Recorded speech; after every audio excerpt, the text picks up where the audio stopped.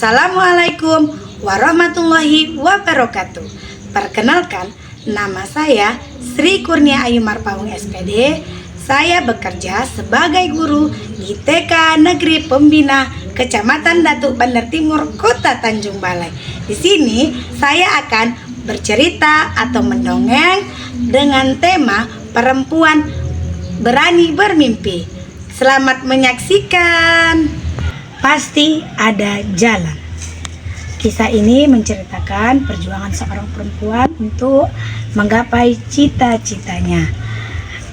Perkenalkan, di sebuah kota kecil di daerah Sumatera Utara, bertepatan di Kota Tanjung Balai, lahirlah seorang anak perempuan bernama Ayu.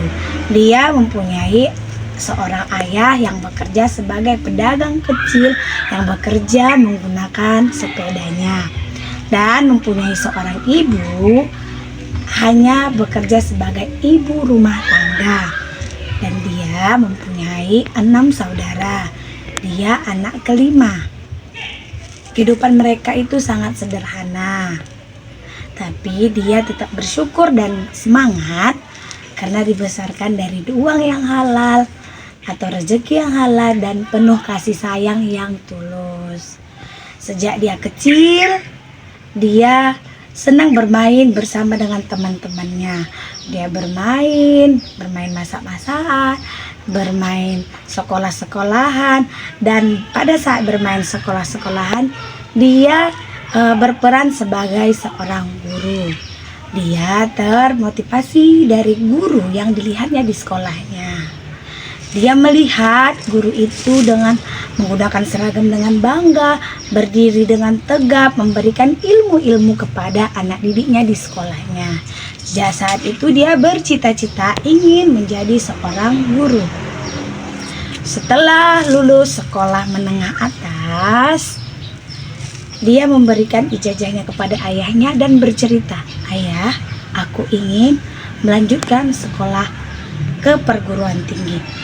Ayahnya pun menjawab, "Anakku, kamu boleh melanjutkan sekolah yang tinggi, tapi carilah biayanya yang tidak terlalu mahal, sesuai dengan ekonomi keluarga kita."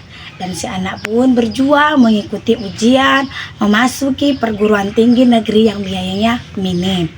Tapi takdir berkata lain. Dia tidak lulus mengikuti ujian tersebut, tetapi dia tidak patah semangat. Dia bercerita kembali kepada ayahnya bahwasanya dia tidak lulus, dan si ayah pun berkata, "Kalau sekarang kamu masih mau tetap kuliah dan memilih kuliah swasta, itu kan biayanya lumayan. Nah, cerita dulu kita kepada ibu kita, apakah ibumu mau uang belanjanya dikurangi sedikit untuk ditabungkan biaya kamu untuk sekolah?" Si ayah pun bertanya kepada ibu. Ibu pun menjawab, "Tidak bisa, karena semua harga-harga bahan pokok itu mahal. Lagian untuk apa sih anak perempuan itu sekolah tinggi-tinggi kalau akhirnya tetap di dapur juga?" katanya. Si Ayu pun sedih. Dia menangis, hatinya hancur. Kenapa anak perempuan itu selalu dipandang sebelah mata, sementara anak laki-laki itu mati-matian diperjuangkan? Dan si ayah pun menghibur si Ayu dengan berkata, "Ya sudah, kalau ibumu tidak mau biaya belanjanya dikurangi, bagaimana kalau tahun ini kamu tidak usah kuliah dulu, kita menabung dulu." Ayah pun berusaha menabung, dan kamu juga cari pekerjaan agar bisa menabung juga. Tahun depan kita lanjutkan kembali sekolah kamu, bagaimana? Si anak pun merasa daripada tidak, kenapa tidak dicoba untuk tahun depan? Mudah-mudahan diberi jalan yang lebih mudah lagi.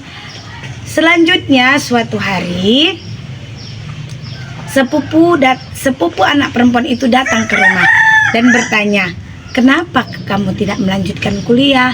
Dan si Ayu pun menceritakan problem yang ada, kenapa dia tidak melanjutkan kuliah tahun ini. Setelah itu sepupunya pun berbicara, "Ya sudah, kuliah di mana saja pun itu tidak masalah. Yang penting niat kamu. Bagaimana kalau kamu kuliahnya di sini saja, yang dilakukan seminggu sekali dan biayanya pun tidak mahal. Selagi menunggu jam kuliah, kamu bisa mencari pekerjaan sampingan. Tapi untuk masuk kuliah tersebut harus mempunyai surat aktif mengajar di suatu sekolah, karena kuliah tersebut diperuntukkan untuk guru-guru yang belum memiliki sarjana.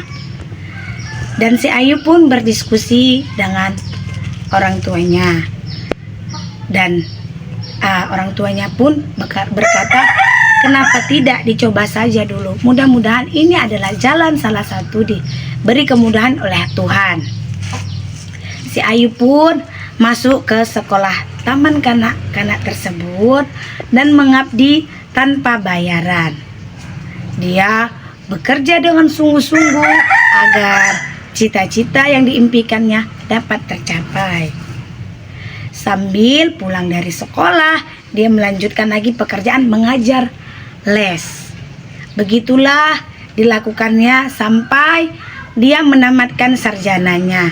Dia menamatkan sarjana itu dengan penuh perjuangan sampai akhirnya dia mengabdi di TK Negeri Pembina Kecamatan Datuk Bandar Timur selama pengabdian dengan gaji yang nominalnya rendah tapi tetap semangat dengan tujuan untuk mencerdaskan anak bangsa agar menjadi generasi penerus yang hebat bertakwa kepada Allah Subhanahu wa Ta'ala. Walaupun gajinya sedikit, dia tetap semangat karena dia tahu dengan sedikit itu berkahnya melimpah, karena didampingi dengan rasa ikhlas dan rasa syukur. Dengan pengabdian yang bertahun-tahun, alhamdulillah sekarang diangkat menjadi guru P3K dan bertambah semangat lagi untuk mencerdaskan anak-anak Indonesia, khususnya di pendidikan anak usia dini. Sekianlah dongeng dari saya. Tujuan ini tidak untuk menyinggung siapa-siapa, tapi untuk memotivasi perempuan di mana saja bahwa untuk mencapai tujuan memang penuh perjuangan dan semangat yang tinggi. Dan juga doa-doa baik dari kita sendiri dan orang di sekitar yang menyayangi kita, bahwasanya kesempatan itu tidak datang dua kali dan harus digapai. Walaupun kita tinggal di daerah terpencil dengan keadaan ekonomi menengah ke bawah, tapi harus tetap semangat. Perempuan pasti bisa. Perempuan hebat. Assalamualaikum warahmatullahi wabarakatuh. Dadah, sampai jumpa.